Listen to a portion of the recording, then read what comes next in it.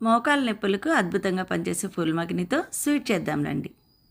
పొయ్యి మీద కడాయి పెట్టుకుని ఒక 2 స్పూన్స్ నెయ్యి వేసుకుని ఫుల్ మగ్నిని అందులో వేసి చక్కగా కలపండి. ఇది వేగిందని మనకు తెలియాలంటే కొంచెం అట్లా అనగానే పౌడర్లో అవ్వాలి.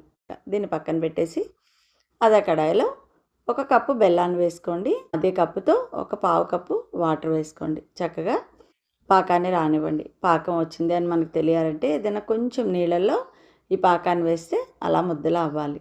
ఇప్పుడు పాకం రెడీ అయిపోయింది కదా, అందులో ఒక 2 చెంచాలు నువ్వులు వేసుకోండి. అలాగే కొంచెం ఇలాచీ పొడి వేసుకోండి.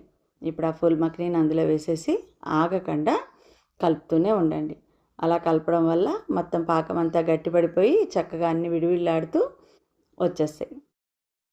ఈ ఫుల్ మక్ని పిల్లలకు, బాలింతలకు, పెద్దవాళ్ళకు, మోకాళ్ళ నొప్పులకు, డయేరియాకి అలా ఎన్నో రోగాలకి ఇది చాలా మంచిదండి.